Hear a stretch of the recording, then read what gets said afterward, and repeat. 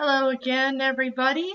This week we are going to talk about And Just Like That, Season 2, Episode 10, uh, The Last Supper, Part 1, The Appetizer. This is the penultimate episode of what I believe is going to be the very last that we may ever see of Carrie Bradshaw and her crew. When you listen to the writers' room talk and some of these scenes that were especially important to the actors, you do get the idea that they're working on wrapping up this entire franchise. So this is the second to last episode. It's making the whole Last Supper motif that they had to advertise this program to begin with, what I use and what I'm using right now on my screen, this imagery. It's definitely a whole theme. So my hope is that they end this because I cannot dislike some of these characters any more than I do now. I really hate all of the kids. Like I'm still a fan of Charlotte's, but her children are monsters. All of the kids, except this week, Brady. We're gonna give a little shout out to Brady this week for being the only somewhat decent child on this show. But the rest of these kids are obnoxious and intolerable.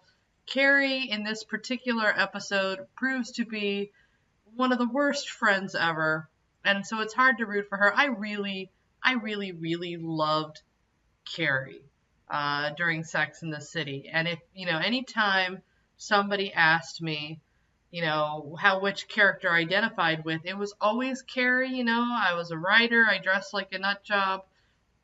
I always went after kind of like, or at least in the second part of my life, went after Mr. Big type guys with the swagger and the money. Um, but so I definitely related to Carrie. Now I'm ashamed to ever say that. Now I'm a total Charlotte, even though nothing about me screams Charlotte at all, except that I like art. Yeah, I'm so disgusted. We'll get into why of the disgust of Carrie. But holy crap, did they make Carrie and all the kids look like irredeemable characters in this particular episode? So let's just dive into it. The episode starts off on Coney Island, and Coney Island looks very sparsely attended. There's a few people out there. It seems to be a pretty lovely day, a little overcast, but otherwise kind of a lovely day. And I gotta ask, and anybody can give me information in the comments. I've been to Manhattan several times, many times actually in my life, but I have never been to the boroughs, and I have never been to Coney Island. Um, why is it in all the TV shows, music videos, movies, it always seems to be like the Scooby-Doo abandoned spot? Like it's always like Old Man Withers is pretending to be a ghost to protect Coney Island. Does Coney Island ever actually open? Do people go to Coney Island and ride the rides? Like, what is the deal with it? But she goes up there and she's up there with Aiden, and Aiden makes a joke about how old Carrie is because, man, it's been a whole season without acknowledging how old these women are. So we need to definitely throw in a couple of those lines before the show wraps up. And they show up to Steve. Steve has like a new restaurant thing, like a concession stand, basically selling hot dogs and clams, which is all about what he is, which I don't know, seems like a straight joke. And apparently Aiden is helping to finance this as well. They've been good partners. They founded Scout together. And so they're just cracking open some beers. Aiden gets a call from his youngest kid, Wyatt, who is yelling at Aiden to come home immediately because his mom is, quote, a dick. So Wyatt's calling his mom a dick. Aiden's like, don't call your mom a dick. And then he takes the phone call away to have some privacy, leaving Carrie and Steve alone. And Carrie is just in awe of this lovely little stand that Steve has opened. And in the Writers' Room podcast, Michael Patrick King says, well, Sarah Jessica Parker really wanted this scene because she wanted like a final scene with David, what's his, Eisenberg? I'm gonna mess up his name. Eidenberg. I never know his last name, but Steve, the guy who plays Steve, she wanted a final scene with this lovely actor, who invented, the actor himself was the one who came up with this little ending for Steve anyway. But they made it very clear that this is their final scene together and that this was very important to them and they wanted it to be lovely. So again, this is another indication that this whole thing is going to wrap up. One hopes, one hopes. And Brady rolls up. They're all enjoying a beer out of Steve's cooler. They're having a chill moment. Brady rolls up to come help his dad, and he's smiling and he's greeting everybody. And he's being a nice boy. He's not calling anybody a dick. He's not calling anybody gross. He's not forgetting things. He's not destroying property. He's not hurting himself. It's all good. Brady is the hero. Congratulations, Brady. Brady Hobbs Brady, for being the one child on this show that I don't want to murder this week. Next, we go to Miranda. And Miranda is at the Human Rights Organization, and her boss is back. So her boss comes back, and she has just finished only 5 weeks of maternity leave, and she feels guilty about that. But what this matters to us is 5 weeks have passed. This will be, I'll hint at this later, but 5 weeks have passed since the last episode where Miranda was asked to take over after a week's training. So really, we're thinking about more like 6 weeks probably. 6 weeks between episodes time-wise. You got to keep track of their timeline, otherwise they'll just go mental. Or maybe it's the opposite, I don't know. But the boss is back and wants Miranda to go to the UN with her later on for some sort of important meeting. Okay, cool. Charlotte is at work, and she is with what seems to be the very tall, I know he's wearing heels, Sam Smith, and another gentleman who Michael Patrick King incorrectly in the Writers Room podcast attributed to being Sam Smith's stylist. This is not Sam Smith's stylist. That person is the brilliant, and I got to give props to Sam Smith's stylist, because frankly, I've not heard a single person really talk about Sam Smith's music in a very long time. Name his song, name what he's winning Grammys for, name his, talk about some lyrics that really moved you. I bet you can't. I haven't seen anything gone viral about any of the lyrics or the songwriting of Sam Smith, or even, and I think Sam Smith has a beautiful voice. Not heard anything about that. It's all been about Sam Smith's clothes and sort of the provocative devil stuff he's been doing on his concerts. And that's mostly, I don't even think the lyrics of his songs are that, I don't think anybody's really coming after him for lyrics. I think it's just clothing and dance, right? So I think whoever, and I know his stylist is some guy named, I want to say Robert Reardon, and there was a designer that created this inflatable look, and there are other designers too that Reardon uses, but his stylist is actually killing it. His stylist is giving this person a whole new career.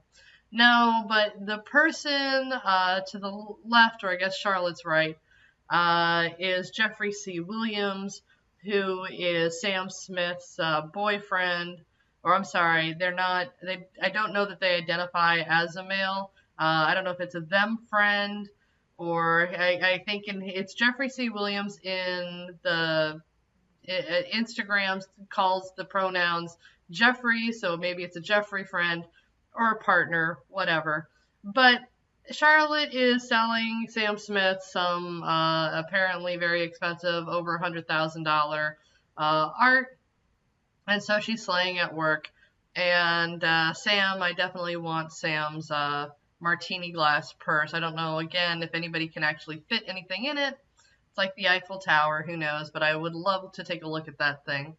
The rest of the outfit, not so much for me. I think Jeffrey's kind of killing it, though. I'm tired of these big sleeve Pollyanna things from Charlotte, but okay, it's one of the least offensive things she's been wearing for a while. And of course, Charlotte gets interrupted by Rock, because Rock has an emergency Rock forgot their notebook. Rock is like 14 years old. They had their they mitzvah last year, right? Rock is 14. By 14, you're at the age where you remember your stuff or it's on you. And if you're going to get an F in school, that's your problem and that is your fault and that is how you learn. But The Rock is under the impression still that Charlotte is at their beck and call and that, Mom, you've got to do this. It's an emergency. So Charlotte calls up Harry and says, look, you promised to step up. You promised to, Rock forgot their notebook. And Harry's like, well, I'm at work. I'm in the middle of a brief. And she's like, why? Because you're the man. Your job is more important than mine. You said you were going to help out. This is what helping out means. I've been to that school bringing forgotten stuff 1,000 times. Now it's your turn. Go do that. And yeah, it's ridiculous that Harry would stop his job to get Rock's notebook. It's ridiculous for Charlotte to do the same thing. At this age, you let them fail. You're like, well, that's on you. You should have, well, that's a darn shame, kid. You should have paid attention. You should have double checked your backpack. You should have, done the stuff. This is what, no one's going to help you when you're an adult to do this. You're never going to have a spouse, even, spouses have to work. Very rarely do you have the luxury of somebody getting stuff you forgot. You've got to either bring it or deal with the consequences of forgetting it. That's what adulthood and life is, and you can't keep shielding your kids from this without expecting them to be entitled brats that Lily and Rock clearly are. Okay, so then the girls are at lunch, and by girls, I mean Carrie, Miranda, Charlotte, and LTW. And LTW is clearly keeping her secret about being pregnant. Charlotte legit looks super cute in this scene. I love her in pink. I love the off the shoulder. This actress, Kristen Davis, can totally pull off this look. I love it. And I do kind of love that they kind of match the women in different ways, where like Charlotte and LTW are in these cool bright pastels or these cool bright colors, and then these other women, Carrie and Miranda, are in these old lady gold droopy things. Definitely a separation when they leave the table and they separate. But during this particular brunch, Charlotte gets interrupted by Lily, and Lily's like wondering why she's not answering her calls, and Lily needs something from her, and Charlotte's like, look, I haven't seen my friends all week. This is a brunch. You're interrupting. And clearly Lily needs some explanation. It's a Saturday. Like, you should be at my beck and call on Saturday. And she's like, no, it's brunch. That's why I called it brunch. It's Saturday. Go F off, kid. And she's, trying to ignore her very needed children who are very happy for Charlotte to go off and get work because they have zero appreciation or respect for their mother. So, a couple good news being announced here. One is that LTW's documentary has been picked up for a docu-series on PBS. Very exciting. And the other big piece of news is that Carrie won with one of these school raffles that she'd entered into. She gets a dinner for up to 16 people in her home by a Michelin star chef. And so Carrie is like really excited, but she's like, well, I don't want to put it in the new house, which could actually fit 16 people, because I just had the walls plastered. Okay, I don't know how long in New York City it takes for walls to plaster to dry up. I don't know what she thinks her friends are going to do in this space and like rub their dirty food-filled hands all over her newly plastered walls. I don't understand this at all. I mean, it would only make sense to have 16 people in a giant house in Gramercy Park versus trying to cram them all into a studio apartment. But of course, this is Sex and the City, and somehow we have to be obsessed over Carrie's apartment. I don't get obsessed over locations. There's things to grow out of, especially if you're building a family or a life in New York, a city where real estate is so valuable. But yeah, she's going to have 16 people in her tiny little apartment. She's going to call it the Last Supper. LTW says you should call it the Last Supper to say goodbye to this apartment. So that's what she's going to do.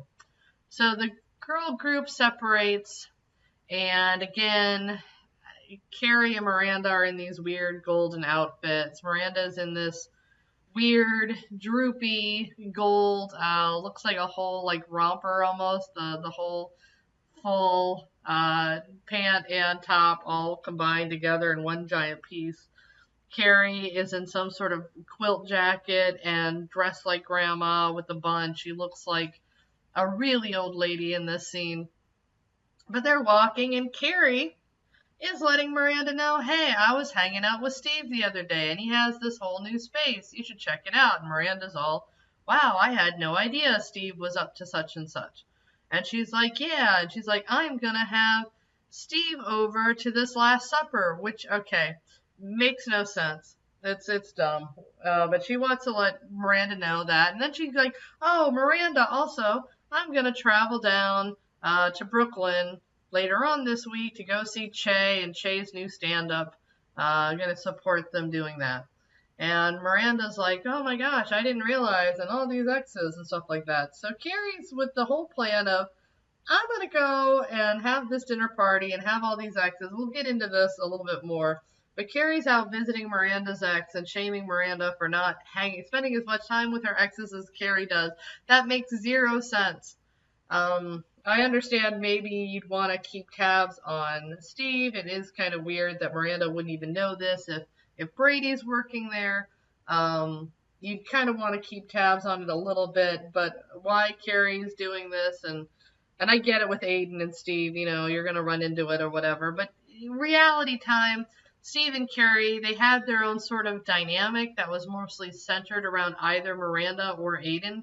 They never really had their own separate friendship, really. Every time you see them in a scene together, they're talking about other people. So some of this stuff where Carrie's just, I have to be friends with Che. You really don't. Like, I don't know. The Che Carrie friendship was never something that I could really believe in, and they've had to really go out of their way to insert Che and Carrie into each other's lives for like no reason that makes sense to like an adult who's had a life before and actual friendships. It's just bizarre to me. But okay, she's talking to Miranda, kind of softening her up for all the other crap that's going to come down this episode. LTW and Charlotte are up looking at some glass pieces and going a separate direction, and LTW confesses to Charlotte that she's pregnant. She's not sure. Well, first she starts off with, I'm not sure I can do this whole PBS thing, and Charlotte's like, oh, you're going to kill it. You've got this. She's like, well, I've got these kids. She's like, oh, you've got the mom thing down. You've got your routine. You're going to be fine.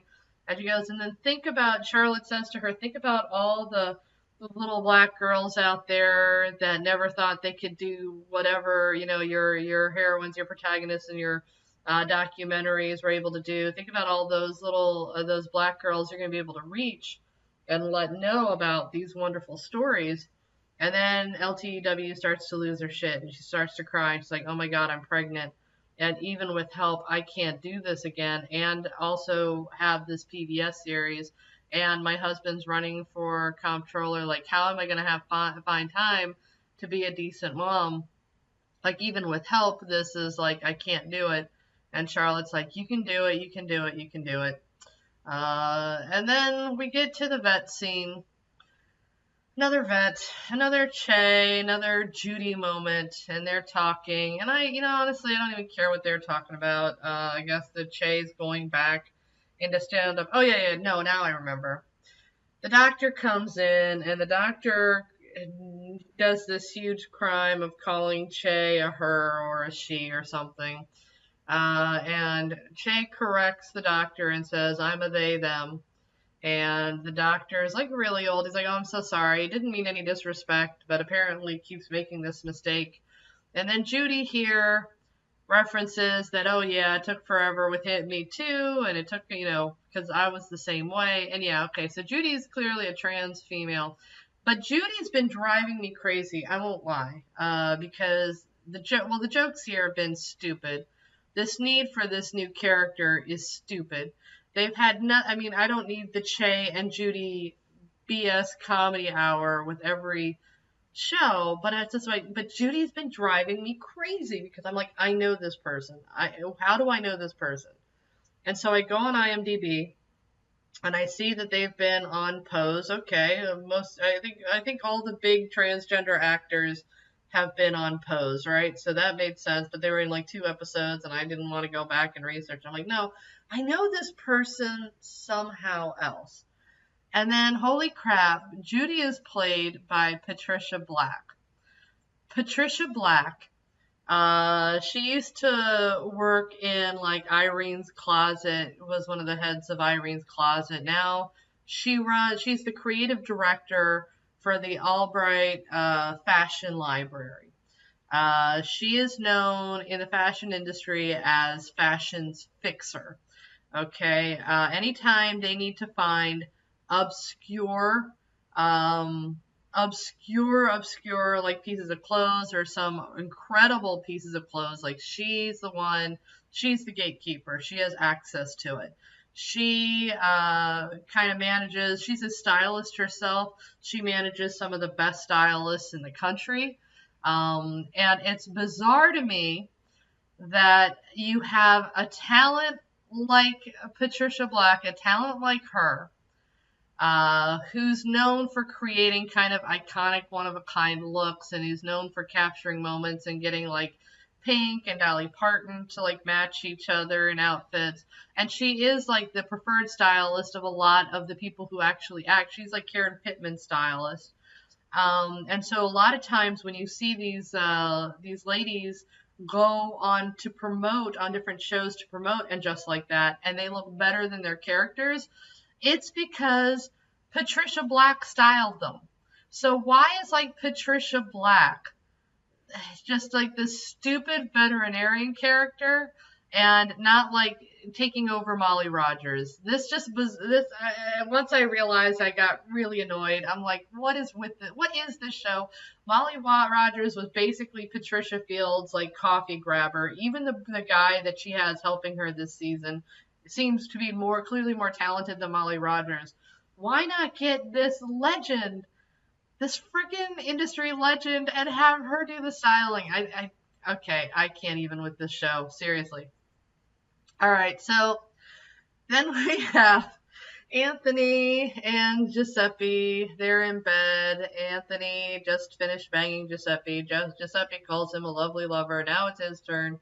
And Anthony is saying, his booty hole has never been penetrated. He is a virgin, essentially, in that sense. And that, he's not a lady. He's like, well, Giuseppe's like, you calling me a lady? He's like, no, it's just back in my day, men of my generation, you're either top or bottom, lady guy, sort of thing. But he also makes a good point, Anthony. Giuseppe's packing some major heat in there. I don't know that I would want that either. That seems like that might be incredibly painful, like that time Samantha was dating Mr. Too Big. I don't think you want to go there. But yeah, he has this moment with Giuseppe, and he walks away, Anthony, completely bare ass. You see Mario Cantone's full backside, and not bad. The guy keeps up. I'm telling you, this guy somehow ages better than everybody. He gets younger every year. So good for Mario Cantone. Next we have Seema making love to Ravi, and they are telling each other, she just in the throes of passion tells him she loves him. He repeats it back. Okay. Then next we see Lisette is in Carrie's apartment. Carrie is packing up stuff, offering Lisette certain things. Like Lisette wants the phone. Carrie's like, no, I can't let you have the phone, but you can have the photographs on the wall. That's cool.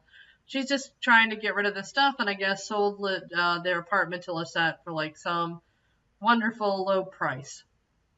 Lisette is holding the cat, the kitty, so we're supposed to like Carrie now because she's bonding with this kitty that's super cute. The kitty has not aged 1 minute in 5 weeks, so they must have filmed these scenes right after each other to make sure they really needed to strategize kitten versus camera time a lot better than they did. But this cat hasn't aged for 5 weeks, and we're supposed to believe Carrie bonded, or 5-6 weeks. We're supposed to believe Carrie bonded with this cat over this time.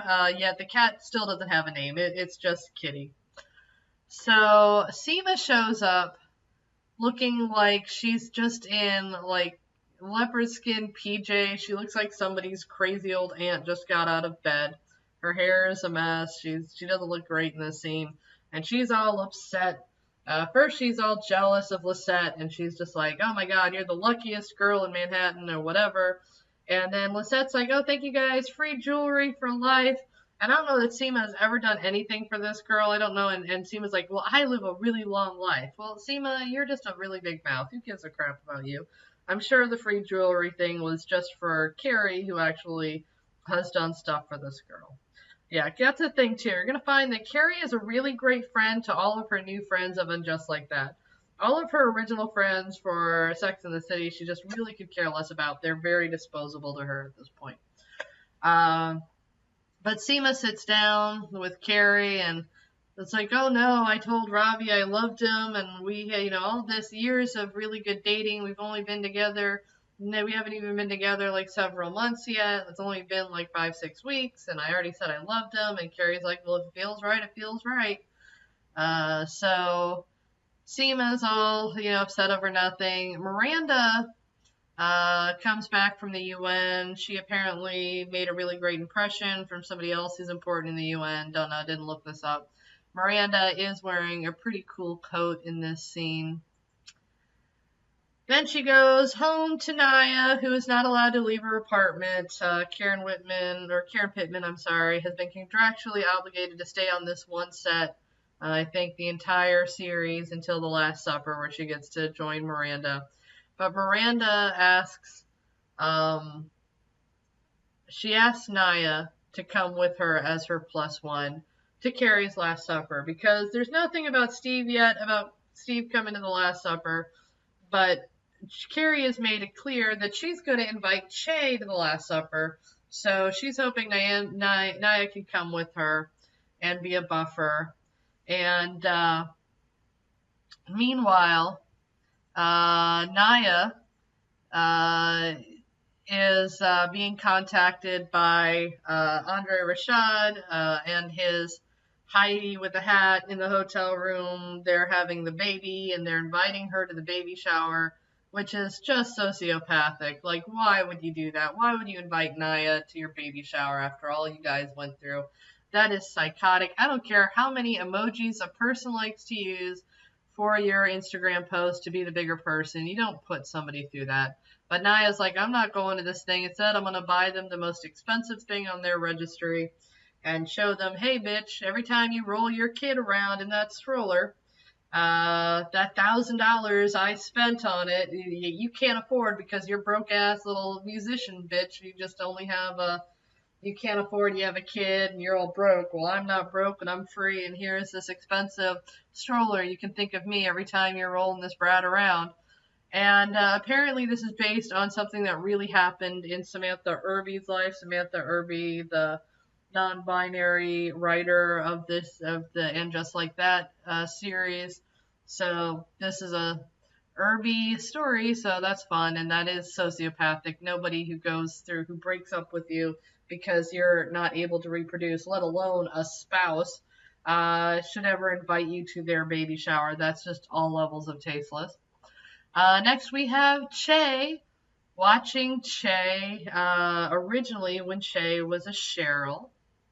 And when Cheryl was doing stand-up, Cheryl was also about her identity. Cheryl, like, Che as a performer, Cheryl, whatever they, them, she, at all points, the comedy is bland and boring, and it's only about identity. There's nothing like, "Oh, I'm a woman, and I just love eating salads on dates because you need to be thin because you're a woman." Hey guys, did I mention I have a vagina? I'm a woman. Like, it's just as lame and awful. And then Che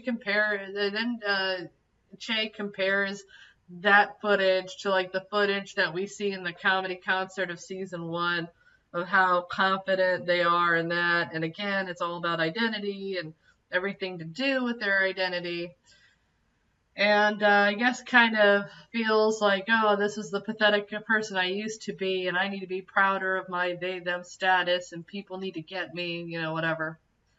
Next, we go to LTW in Herbert's bed, and she's having a hard time sleeping. She is literally pounding the pillow, beating it up, and waking up and asking Herbert, why? Why didn't you get that vasectomy years ago when I asked you to? And he's like, well, you were going through postpartum depression, and I didn't think you were serious.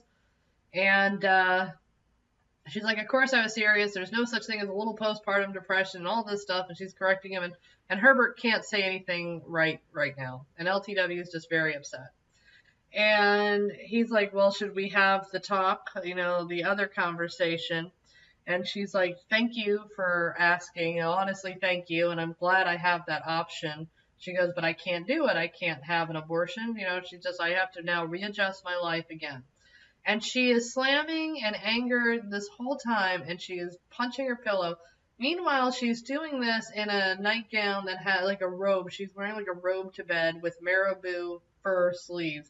And these furry feathers are flying. And I'm just thinking the whole time, while she's all upset and crying in her mansion with the, all the billion-dollar art pieces and the flying feathers of her designer nightgown, the next day, some poor maid is going to have to clean up all those feathers and work minimum wage to pay for, their like 6 kids or something. It's hard. It's hard to feel so much sympathy for people who are like super rich and successful and happy in every way. Oh no, an obstacle. Oh no, another child, more joy. That's terrible. You have all the hope in the world.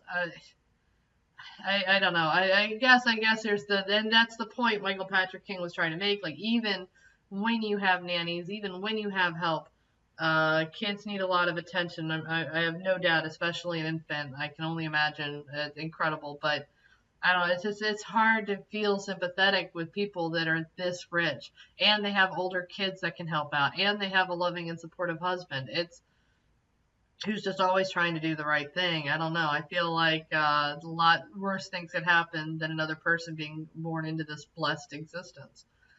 Okay, so next we have this scene, and it starts off really weird. Carrie is walking. She's in her PJs, you guys. She's wearing, of course, pearls because I don't know why we've made Carrie into this total psycho who wears pearls to bed. But she's wearing high heels as well. She can't just walk around her apartment barefoot. She is in PJs. She didn't bother to dress up. Really freaking weird. But she is greeting Anthony. She called Anthony over, and she already has Cosmopolitans poured, and she needs to have a talk with Anthony. And Anthony thinks it's about him and Giuseppe for some reason, and which is weird. Why would she do that? Carrie's like, no, I got a letter. I got some messages. A letter from Anthony. Or not Anthony, I'm sorry. Letters from Stanford. He's contacted her from Japan. And she wanted to read all this information and give it to Anthony. Guys, Stanford is now a monk. He's some sort of Shinto monk in Japan. And he's very happy and he's peaceful and he wishes Anthony all the best and leaves him, signs all sorts of legal documents that he gave to Carrie, not Anthony, but wanted to make sure that, Anthony has all of his stuff and he's letting go all of his worldly possessions with love and has no ill will toward anybody. Apparently, the TikTok star he was being the manager of, left him in Japan, and he found this temple, and he decided to become a Shinto monk. I get what they're trying to do here, and Michael Patrick King in the writer's room really went on about this and went into tears. So I gave them a pass last season for the whole Stanford debacle because, this was a person who died very suddenly on their set. And they didn't really know, he had pancreatic cancer. And if you have stage 4, sadly I had a friend pass away from this a couple of years ago, one of my dearest friends. pancreatic cancer, when you're diagnosed with it, they'll basically say if you have stage 4, it's a terminal illness and a very quick one. And they'll say, average person lives about 3 to 5 months. Now, my girlfriend made it to 5 months. I think he made it like 4. And it's one of these things where you're going to be fine and productive up until a minute, and then you absolutely are not. And it kind of flips for most people like a light switch. And so what seems to have happened with Willie Garson is that he told at the very end, just at the very end, he basically told Sarah Jessica Parker and nobody else until he just couldn't film anymore. And they clearly had some sort of story arc for him in mind that entire season with Anthony. They wanted to explore that marriage and that whole dynamic and how they would work, or maybe they'd get a divorce. But they made Anthony not accidentally, they made him like stupid and snarky and awful kind of at the beginning of And Just Like That, because they had a story they wanted to go. They had to give him some sort of transforming story, and they couldn't because of this sudden tragedy. And then they had to figure out how to write him off in any kind of way that made any sort of sense. But these are also people who are dealing with a profound amount of grief. So I gave all the passes. I will continue to give all the passes for this. Frankly, the yellow Dear John note that she gave to Carrie, not the letter he gave that looked basically like an extended post-it note from Berger to go. Objectively, if you didn't know the story behind it, it looked like the worst way you could possibly write off a character. But again, really unusual circumstances. I will say this, however, Willie Garson was not just on this show. He was a very beloved. People really liked working with him. He had other shows that he was on. And he kind of did a couple voices. He tinkered around with voices of the TV show Big Mouth on Netflix. And then they did a spin-off series called Human Resources. They did a whole episode, a beautiful, just a touching, gorgeous, it's hard not to cry, Steel Magnolias level episode about dying and death, about this family that, their mother's dying of Alzheimer's, and they have this, Henry Winkler plays this anthropomorphic sweater called Keith from Grief, and it's all about grief and the people you love letting go. And even though Willie Garson didn't even have like real hardcore credits, like I don't even know to this day. I know he was in like some camping episodes of Big Mouth. I forget what character he played, in real minor roles, but they dedicated the whole thing to Willie Garson. If you want a big cry over Willie Garson, you can go to that. He was on other shows that did other tributes to him. But this was their tribute to him, finally. Again, penultimate episode. Michael Patrick King wanted Carrie to look like an angel. He wanted her to have all this really soft backlighting, so it looks like a Touch by an Angel episode when she's delivering this information. They wanted to have them like kind of have her chug this Cosmopolitan and give a wink and give this sort of sweet smile to Anthony, like they're going through some stuff. He wanted to create this beautiful moment. When Michael Patrick King is talking about it, he's crying. He's very upset. So they were trying their best. But I will also mention, and it's hard not to laugh, it's hard not to be insensitive here, but Michael Patrick King was describing why they thought the Shinto, this bad Photoshop picture just makes me want to laugh. But the reason why they went to the whole Shinto temple monk thing was apparently Sarah Jessica Parker and Michael Patrick King, they went to a Japanese Shinto temple after they got the bad reviews from Sex and the City 2 movie. Apparently, it was the first time that show has failed, because let's face it, even the first movie is pretty amazing. Second movie, not so much. I mean, come on, the Abu Dhabi do of it all. It was an awful movie. But they got really bad reviews. They were panned by the critics. And in their moment of grief over the show, Sarah Jessica Parker and Michael Patrick King went to this temple, and they had this beautiful kind of moment at the temple. Now, Willie Garson was nowhere near this temple, not a part of it, apparently. So this is more of a SJP MPK moment that they're referencing for themselves to have this beauty and peace. And apparently, you don't need to do much to qualify to be a Shinto monk, which is another reason they picked it. But yeah, so we have the Willie Garson, now we really mean it tribute. Try to make it a lovely possible before we wrap up this whole show. Okay. So next, Charlotte is leaving work. Her friends, all of her coworkers, Anastasia, Kai, and Leela, they're like, "You just sold $100,000 plus artwork, and we have a tradition for that. We go out drinking. We do drinks whenever somebody does that." And Charlotte's like, "I gotta get home to the kids." And Leela's like, "Oh, girl, you are the main character of your own life. Screw your kids. Let's go drinking." And Charlotte's like, "Well, hell yeah." So Charlotte goes off and does some shots, and her kids and Harry, they don't stop calling her for 1 second. So she's drunk, and she throws her phone into a pitcher of margaritas. And there you go. It's all gone. Her phone doesn't work, and screw these people. Good for her. Now we are at the comedy club, and it's a very special comedy club. It's some sort of or night. I don't know if it's a club or just a night, and it's all about LGBTQ plus people, non-binary, whatever. And it starts off with this comedian making some jokes about, oh, this straight couple over here. And then I guess the guy is like a trans man or something. No, you think we're straight, but we're not. It's the whole joke. There's like no jokes. There's no punchline.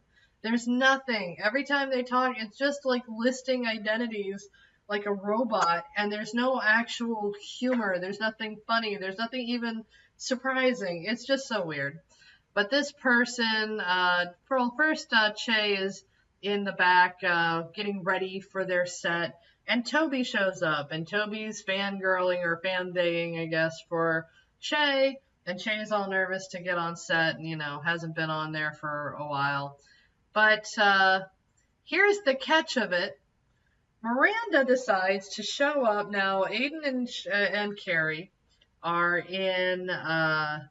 we're standing in line for Che's new, and I don't know, this isn't technically a comedy concert, right? Because it's not being filmed by Netflix. But they're in line in Brooklyn to watch Che perform, and Aiden's like, "I gotta sit in the back. I don't like to be one of those people they make fun of. They used to call me Country Lurch, and last time I went to a comic show, so I'd like to sit in the back." And Miranda shows up, and by the way, while they're talking, Aiden's like, "Oh, I'm not going to that Last Supper. I can't bring myself to go to the Last Supper. I'm not doing that. I hate your old apartment. I can't do it. I can't look at it, not even once." That wuss is not gonna ever cross that line. He's never going back into that apartment. So he turns down Carrie's dinner.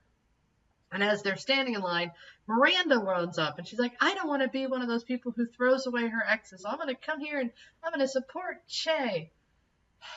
I couldn't. I wouldn't. Why? But okay. But Miranda tries to be the bigger person, tries to come up, and they're all sitting in the back while Che goes on. Che goes on to do the dumbest, least funny, bitchiest bullshit set I've ever heard. It's awful.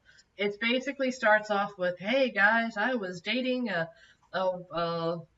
confused lesbian for the last 8 months. Really you're wondering, really a whole 8 months? Yeah." It's like, and she didn't know. It's like, "I'd rather slam my dick into a door. It would make more sense." And then Che is just like, this person was like, didn't understand anything. They didn't know what part they were of the LGBTQ plus rainbow was selecting things, but they were really adventurous. She was really adventurous in bed. She got 4 people into her bed. It was her and me and her ex-husband and her son. So it wasn't so much a fuck as a mind fuck. Terrible jokes after. And I'm sure my delivery could be better, but none of these jokes are particularly funny. They're just mean-spirited, and they have like this audience that's kind of laughing, but it's not. There was nothing about it that was like particularly funny. There weren't any like punchlines or great delivery. It's just somebody who's just bitterly bitching about their ex. And so Miranda walks past them. They see, Che sees Miranda. Miranda's like, I gotta go. She whispers to Carrie and Aiden, I gotta go. And Carrie's like nodding, okay, yes, of course. So Miranda goes off to get it, like leaves, walks in front of Che's stage very slowly so Che can get some eye contact. And then she gives Che a dirty look and then storms off out of the exit to call an Uber. Now, imagine that wasn't Carrie sitting there next to her. Imagine that was Samantha. Some people, some very astute people on Twitter have pointed this out. Samantha would have followed Miranda out and given Che an even dirtier look. Like, how do you not defend your friend? And I am the queen. I am the queen of being like completely neutral when you have mutual friends fighting. I am that kind of Switzerland, but this was clearly like this wasn't even Che like working out like valid new material. This was just a like it was just awful. It was really disgusting. And if Carrie had any care for Miranda at all, she would have at least walked her out and helped and talked to her friend and helped calm her down or soothe her a little bit. Even if you don't give like Che a bad look while you're heading out, you fucking help your friend a little bit. She did not. She just sort of hung out there with Aiden and let Miranda run off. Che can't finish really the routine after seeing Miranda storm off, so basically skims through a notebook that they have on the stool next to them, and then says, you know what? There's so many other non-binary comics just waiting to come out here. I'm gonna let one of them on, and just sort of cancels the set and comes out and I don't know, like an attempt to apologize to Miranda, but it's so narcissistic. And again, Che is such a dick, just a loathsome, terrible excuse for a human being. Like Che's like, that's what I do. I'm a comedian. She's like, I talk about the worst parts of my life. And Miranda's like, yeah, it's the worst part of your life. Well, that's great. I never considered you that until just this friggin' moment. And then as she's getting into her Uber, crossing the street to it, she's like, hey, why didn't you ever talk about the times, what a mess you friggin' were? And Che's like, oh, I was getting to that. And then, of course, we have Toby comes up to Che, and Toby's all like, well, are you okay? And she's just like, I don't understand. This is Che being just this, again, me, and my identity. Why don't people ever get me? Because you're a sociopathic, narcissistic, obnoxious, idiotic, unfunny comedian. Like, nobody gets you, Che. Why doesn't anybody get me? And so Toby is like, oh, let me follow you home. You're just so amazing. And I just like, come on.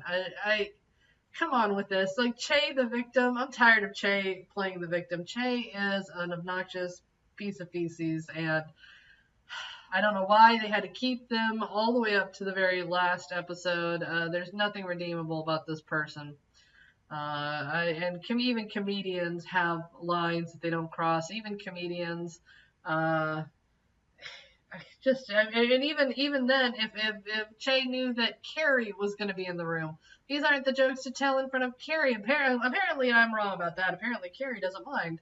But like, have some like decency and humanity. You don't have to tell like all the jokes about everything you don't like in life. You gotta find something fun. Sometimes you have to work to find other things funny, I suppose. Ugh.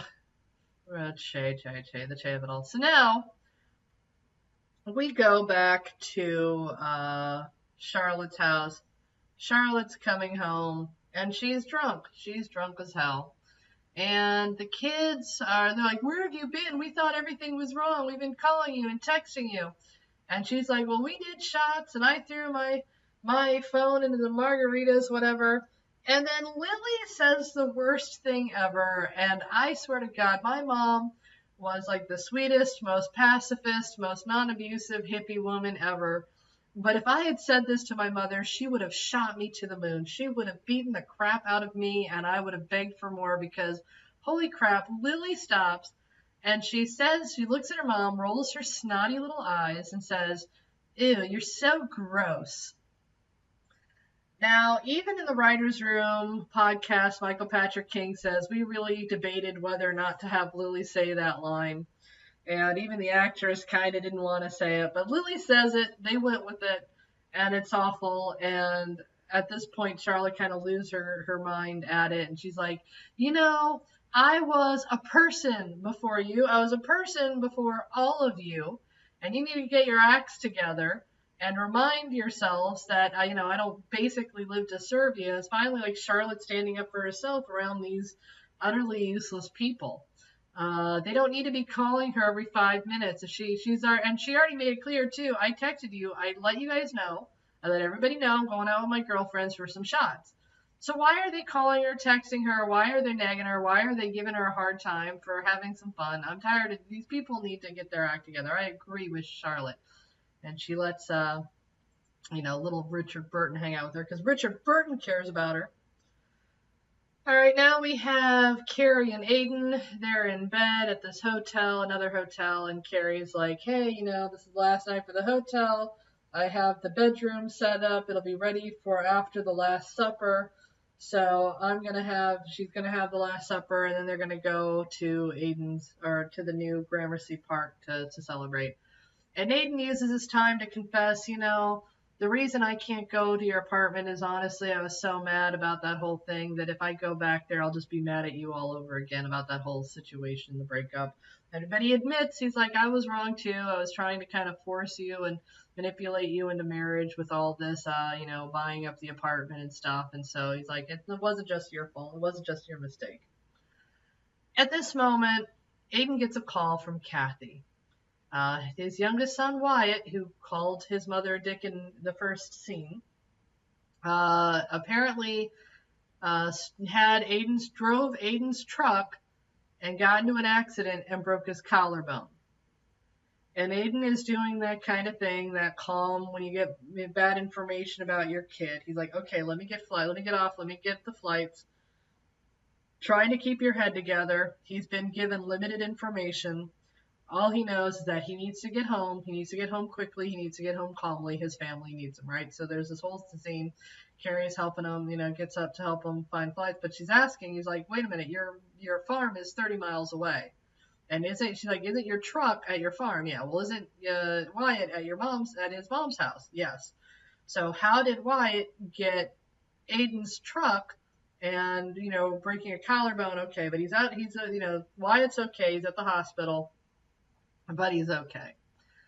And frankly, for a broken collarbone, it's kind of weird, the whole idea that he'd still be at the hospital. Something else is wrong. I mean, a broken collarbone sucks, but there's not much they can do about it. They can just x-ray it in an urgent care facility and basically give you an arm sling. But there's not it's not like you can put a cast on, a collarbone.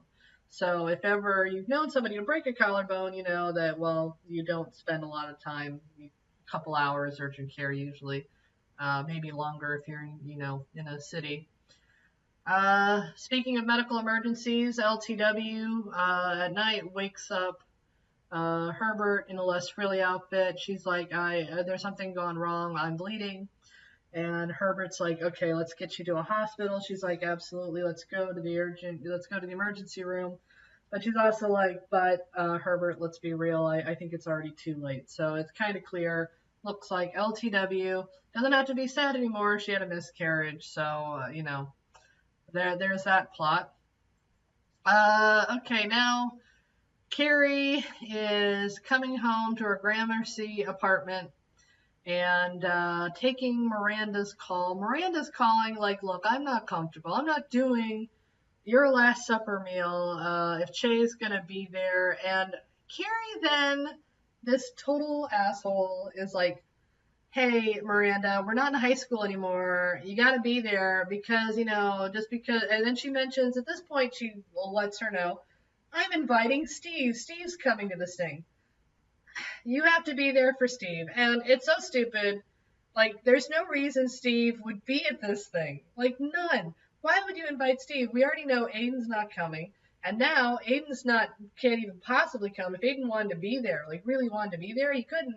Aiden's at the we're going to find out in the very next call. Aiden's at, in Virginia still at the hospital, but you know, right now, by this time, we all know that he's in Virginia, okay? And she's talking about this Last Supper is going to be tonight, this evening. All right, Aiden is in Virginia. She knows this. So Aiden's not coming to the Last Supper. Why the hell would Steve come to the Last Supper? Why would you care more about the exes of one of your best friends than the best friend herself? This is absolutely friggin' stupid. But she basically shames Miranda and says, we're not in high school anymore. You got to come and face, even if it makes you uncomfortable. You're important to me, and you need to be there. So basically, guilts Miranda into the shit show. Miranda doesn't say anything about, hey, why are you having all my exes there anyway? That makes zero sense. Stop it. All right. So next, Carrie gets a call from Aiden. And Aiden is in his car, this funky little vehicle, and he's at the hospital in Virginia. And yeah, the full story is that Wyatt was having a fight with his mother. So Wyatt hitchhiked 30 miles to Aiden's farm and then had a couple of beers and then decided to drive home. And he drove Aiden's truck to his mother's house and assumably drunk, but also 14, and hit a tree, and he broke his collarbone, and he also broke his leg in 2 places. Yeah, I'm sure that they're going to keep a kid who's drunk and drunk driving and damaging property and somebody's tree possibly, and all this kind of injured. I'm sure they keep him at a hospital and have the police come or something. That seems a little extreme. And the reason, apparently, Wyatt went to his father's house because I just wanted to sleep where his father, at his father's farm or whatever.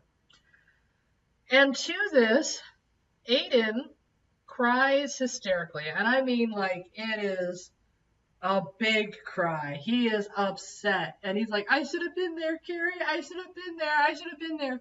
Now, I didn't see any actual tears when I first saw this. I'm like, wow, that's over the top. That is just, wow, he's really upset. And I thought, is this ridiculous? Is this like really over the top? And I thought to myself, look, I've been a stepmom. I've had these kind of midnight calls from police before. I have been with my husband, or we've had like long moments of stunned silence. And I will say this: no property, no broken bones, no property damage, no messed up vehicles, thankfully. But I remember just the pit of the stomach feeling you have when kids are in trouble. And I did have to really think if right now we have a 14-year-old girl. So if my husband's 14-year-old daughter had busted up she wrecked his truck, that would be a whole other level of of emotion for sure. But if she had hurt herself and broke her leg in 2 places and drunk and drove and did all this other stuff, I don't know that I don't think my husband would react that way externally, but probably internally he would be feeling this absolutely. Like, parenting is really tough, and that is some really scary stuff. So like I kind of get it. I would give this, again, I don't want to say give it a pass because I think it's probably fairly accurate, or maybe if people, especially men, don't express their feelings in this way, in this sort of raw, naked, emotional way, that deep down they're absolutely feeling it when their kids go through something so incredibly difficult and harmful. And oh my gosh, my child might have died. That fear, that feeling, I get it. But there have been jokes about this on Twitter, about this being Tropic Thunder level style of acting. I would encourage you to watch at least the last 5 minutes of this episode and make your own determination of how authentic this is. I couldn't help notice there are no like tears running down the face or anything. There's no like actual waterworks. But it's just this howling. Oh my God, I should have been there, Carrie. I should have been there. I should have been there. And Carrie's like on the other end of the phone, like kind of like, oh, well, breaks heal. That's all she has to offer. And yeah, a lot of people were like, this is so on brand for them. Like, Aiden has all the emotion and Carrie's kind of like very minimal. And I get it, but also if you've never had kids and you've never been in that situation and you don't know what to say, that's kind of logical to me too. I can kind of get it. But it does. The contrast between his really big reaction and her really small reaction does make them seem fundamentally incompatible, just if you were to look at it without any kind of context. So the last line is, and just like that, I was worried. Worried that Aiden would ever come out, worried if their kids are ready for this kind of move, or Aiden's children are ready for this kind of move. And yeah, sometimes you have to absolutely schedule your dating and romance plans around what the stepchildren can bear. Again, been there too. So I think we'll see what happens next episode. They showed previews of the final. I guess it's called The Last Supper Part 2, the entree. And I did a still shot of this. So we're going to start from Carrie, and we're working our way around left. I think that that's probably Charlotte behind Harry, right? Because there's a woman's arm, and then Harry, and then Lisette, and then you have Herbert and LTW, and then you have Miranda, and Naya, and Seema, and Ravi, and Giuseppe, and Anthony. And then you have Jackie, and a woman's arm behind him. I assume that's Smoke's arm. And then you have Che. There is no Steve here at all. So I don't know what Carrie was talking about with Steve. And again, because we know from the Writers Room podcast that Sarah Jessica Parker wanted to have this nice final scene with Steve that was kind of magical to her in Coney Island. So Steve's not going to be here. So Carrie gave Miranda a hard time about Steve for no freaking reason. We're going to see that Miranda goes and talks to Steve next episode as well. And of course, the big thing they've been teasing this whole season is Samantha.